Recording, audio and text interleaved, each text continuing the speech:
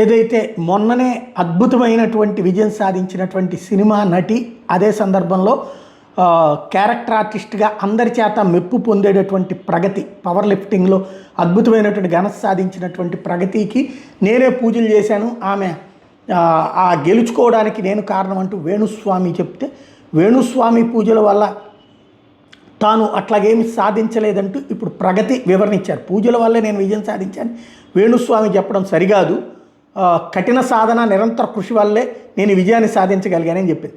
వేణుస్వామి వద్ద 2.5 ఏళ్ల క్రితం నేను పూజలు చేయించుకున్న విషయం నిజమే, అయితే నేను మానసికంగా కష్టమైన దశలో ఉన్నప్పుడు ఆ పూజలు చేయించుకున్నాను. నా స్నేహితుల సూచనతోనే నేను ఆయన దగ్గరికి వెళ్ళాను. టైం బాగోనప్పుడు ఇట్లాంటి వాటిని నమ్మడం సహజమే అని చెప్పుకొచ్చింది.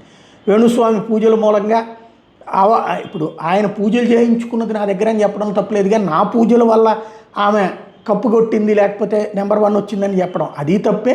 అదే సందర్భంలో ఇప్పుడు దేవుడి గుడికి ఆశీస్సులు తీసుకున్న తర్వాత దేవుడు ఇచ్చినటువంటి విజయం అంటారు. అదే సందర్భంలో వీళ్ళ కృషి ఉండాలి కదా.